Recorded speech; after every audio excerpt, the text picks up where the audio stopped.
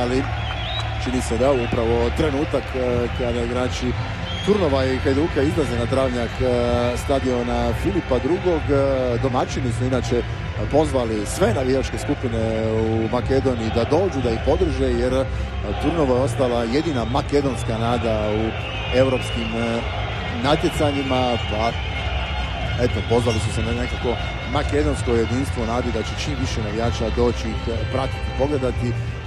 I u Skopju slična priča kao primjerice kod nas na kontinentu, jasno, ljeto u punom jeku, grad nije baš prepun ljudi. Utorak navečer primjerice Vardar je igrao protiv Steaue svoju uzvratnu utakmicu drugog pretkola Lige prvaka, tek 4,5 tisuće navijača, iako službeno Vardar je jasno bio kod kuće na svojem stadionu. Turnovo večeras u potpuno bijeloj opremi, evo lijepe geste zaista splitskog Hajduka u spomen žrtvama potresa. 50. je ta tragična obljetnica ove godine u Skopju, za Hajduk i taj potres vezana je još jedna lijepa gesta, jer te 63. Hajduk je par dana nakon tog stravičnog potresa u Skopju igrao utakmicu sa talijanskom Romom i sav prihod od ulaznica s te utakmice je proslijeđen za žrtve tog stravičnog događaja. Ima Hajduk, kažem, dosta simpatizera i pristaša u Makedoniji, još za vrijeme bivše lige i bivše zemlje, uvijek nekako sa dosta simpatija su u Makedoniji gledali prema Hajduk. Zanimljivo primijetiti od kako je Hajduk promijenio svojeg nabavljača opreme. Ovo je prvi puta da ih vidimo u ovoj gostujućoj crveno-plavoj varijanti, jer do sada i protiv Dinama u gostima i kod kuće protiv Zadra, Turnova i Rijeke Hajduk igrao na svojoj bijeloj opremi. Evo sastava Turnova. Dimovski će biti na golu, pa onda četvorka bi trebala biti u obrani: Varelovski, Petrov, Mitrev, Ilijev, u sredini terena Tenekedžijev, Stojilov, Mavrov i Vasilev, i onda onaj tandem naprijed Blaževski, Baldovalijev. To bi trebala biti nekakva postava koju će za početak ove utakmice koristiti trener Turnova, Turčin Ali Güneš. Glavni sudac ove utakmice je sjevernirac Arnold Hunter sa svojim pomoćnicima. Evo i postave Hajduka: Kalinić na golu, pa onda Mikanović, Maloča, Milić, Jozinović, Pašalić, Anđelković, Taktaš u sredini terena, Sušić, Mujan i u samom vrhu napada Maglica, ako tu nije bilo nekih promjena u posljednji trenutak, a čini se da nije.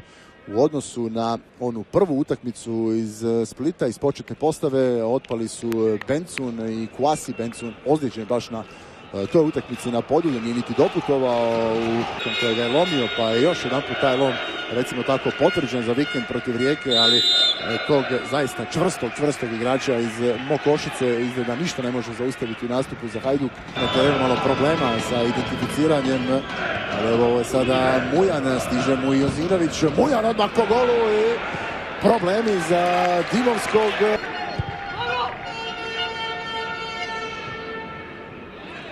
Teška lopta za Mikanovića, možda je bilo bolje da nije niti dirao. Blaževski se vrlo lijepo oslobodio, ali drži se crte.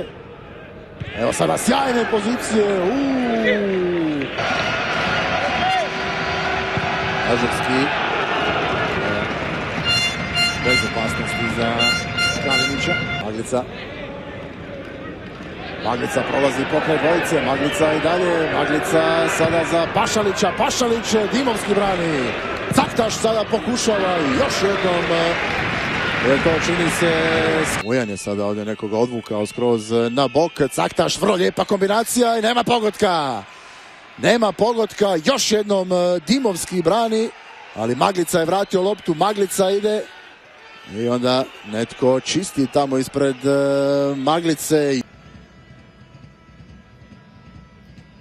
Mujan, Caktaš ostao s loptom, Caktaš i dalje, Caktaš, gol! Evo pogotka za Hajduk, evo pogotka za Miju Caktaša i velika je to sada prednost ovih 1-0, bravo za Caktaša. Eto, malo čas smo ga kudili, ali s razlogom, jer izgubio je one dvije lopte, dosta neobjašnjivo. Sada jedna lijepa solo akcija. Ponovno će Blaževski to odraditi. Ali još jednom Kalinić miran, siguran, dobro postavljen.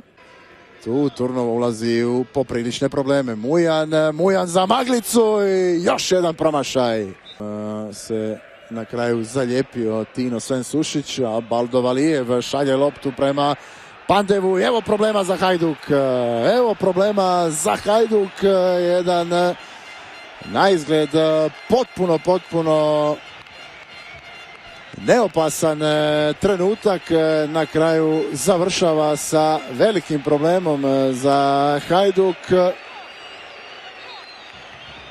Duga lopta Baldo Valijeva. Milić se nije stigao dovoljno brzo vratiti. Ovo njegovo igranje s loptom na kraju je ispalo tek kao